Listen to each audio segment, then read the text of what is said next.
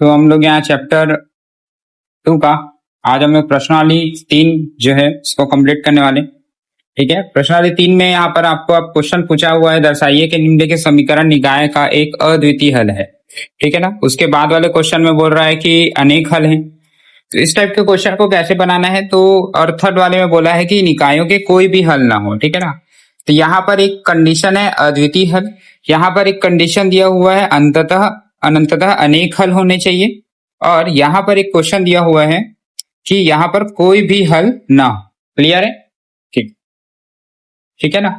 तो ये अद्वितीय हल, अनेक हल और कोई भी हल ना हो, तो इन तीनों के लिए पहले आपको एक कंडीशन याद होना चाहिए। ठीक है ना। जो कंडीशन मैंने आपको पहले ही बताया था और उसको मैं फिर से एक बार आपको रिवाइज करवा देता हूँ, वो कंडीशन क्या होता है। तो तीनों के लिए जो कंडीशन होता है वो है आपका, तो सबसे पहला कंडीशन होता है जो आपको पूछ रहा है अद्वितीय हल। तो अगर जब भी आपको पूछे अद्वितीय हल के लिए बताइए, है ना, अद्वितीय हल, तो अद्वितीय हल के लिए कंडीशन होता है A1 बटे A2 is not equal to B1 बटे B2, ये होता है अद्वितीय हल। दूसरा होता है कोई भी हल प्राप्त न हो, है ना, कोई भी हल प्राप्त ना हो। तो जब कोई भी हल प्राप्त ना हो तो उसका कंडीशन होता है A1 बटे A2 is equal to B1 बटे B2 is not equal to C1 बटे C2। क्लियर है?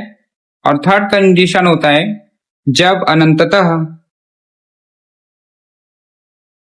अनेक हल प्राप्त हो।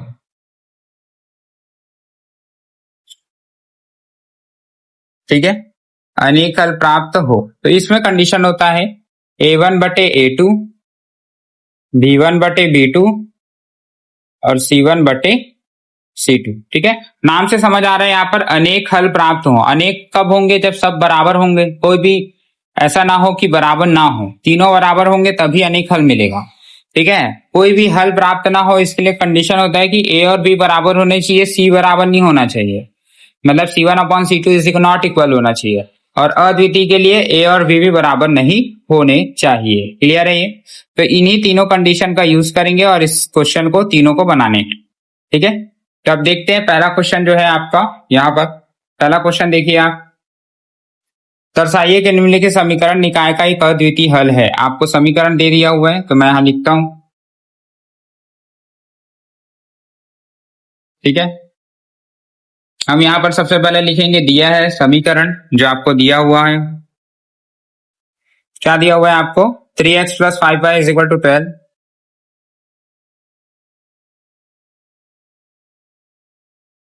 And 3x plus 5x plus 3y is equal to 4।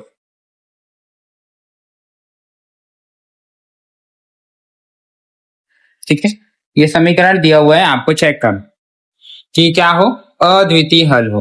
ठीक है ना।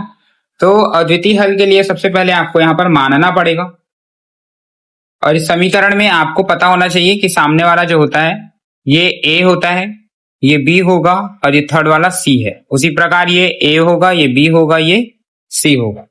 क्लियर है? तो हम यहाँ पर दो मानने हैं अपने को, तो A1 मानेंगे फर्स्ट वाले को A1, तो A1 is equal to 3, B1 is equal to 5 और C1 इज इक्वल टू 12।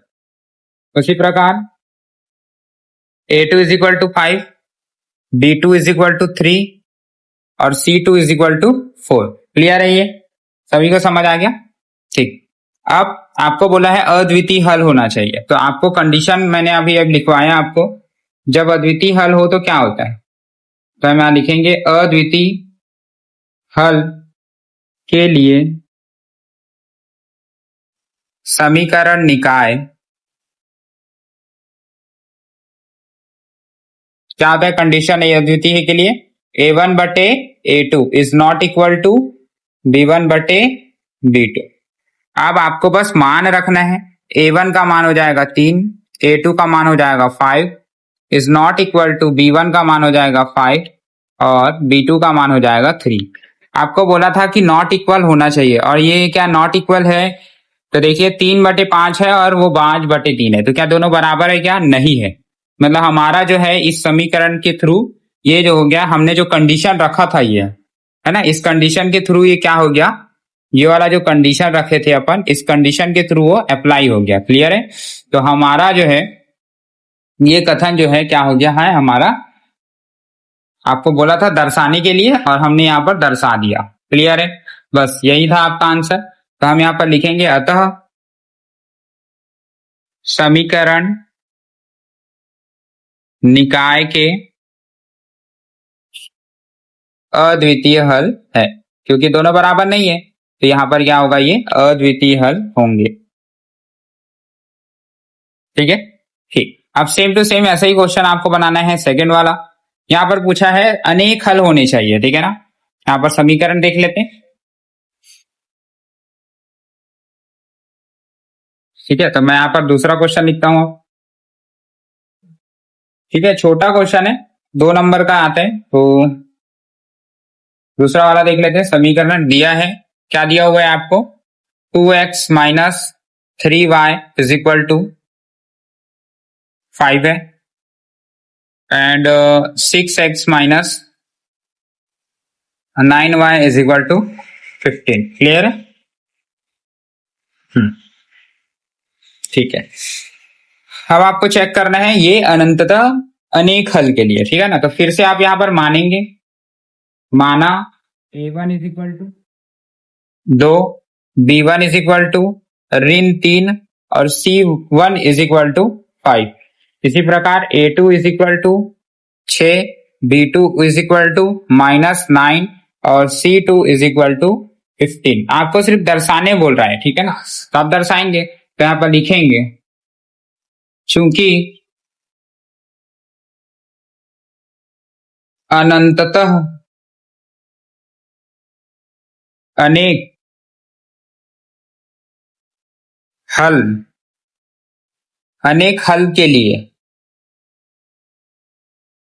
समीकरण निकाय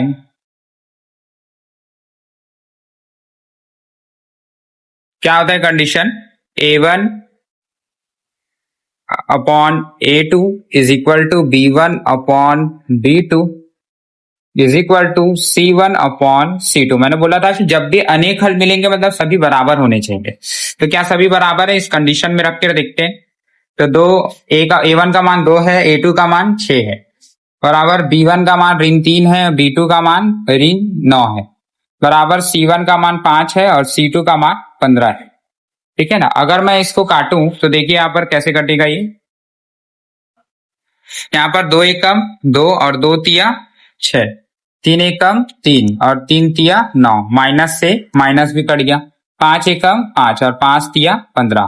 तो देखिए सभी में क्या आया, 1/3, इधर भी 1/3 और ये वाले में भी क्या आया आपका 1/3। तीनों बराबर है और अपना कंडीशन भी बोला था कि यहाँ पर तीनों क्या होने चाहिए, बराबर होने चाहिए। ठीक है ना? और ये तीनों हमारे क्या है, बराबर है। ओके, तो हम यहां पर बोलेंगे कि हमारे समीकरण के निकाय जो है अनंततः अलेख हल है। अतः समीकरण निकाय के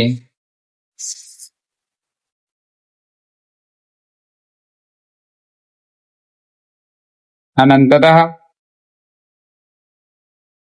अनेक हल है। क्लियर है? अब आते हैं इसी प्रकार आपका तीसरा वाला। अब इसमें आपको थर्ड कंडीशन रखना है।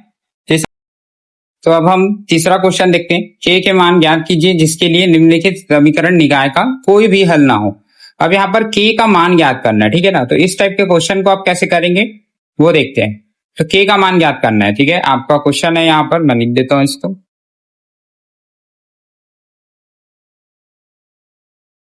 ठीक है, आप क्वेश्चन नंबर है बुक से देख सकते हैं। हल तीसरा है। तीसरे में आपको बोला है k का मान ज्ञात कीजिए। अब इसमें 3 क्वेश्चन है। ठीक है ना? तो मैं पहला ही बताता हूं। इसमें आपको पहला समीकरण दिया हुआ है 8x प्लस 5y, यहां पर आप लिख लेंगे। ठीक है ना?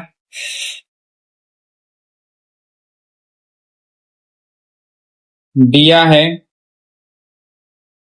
समीकरण 8x plus 5y is equal to 9 और kx प्लस 10y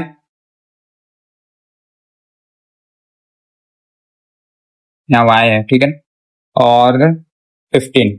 आपको बोला है k का मान ज्ञात करना है यहाँ पर, और आपको कंडीशन रखा हुआ है यहाँ पर, कंडीशन ये बोला है कि यहाँ पर कोई भी हल ना हो, ठीक है। तो सबसे पहले तो आप मानेंगे, माना a1 बराबर 8 आ जाएगा, है ना, b1 बराबर 5 और c1 बराबर 9, a2 बराबर k हो जाएगा, क्योंकि यहाँ पर संख्या नहीं दी है, ठीक है, यहाँ पर k दिया हुआ है, तो k दिया हुआ है तो k रखेंगे, b2 इज इक्वल टू 10 हो जाएगा और c2 इज इक्वल टू 15 हो जाएगा। क्लियर है। आपको अब k का मान ज्ञात करना है। कंडीशन बोला है आपको, चूंकि समीकरण निकाय के कैसे है, हल कैसा है, तो आपको क्वेश्चन में देखिए समीकरण निकाय के कोई भी हल ना हो, तो यहाँ पर लिखेंगे जब चूंकि समीकरण निकाय के कोई भी हल ना हो,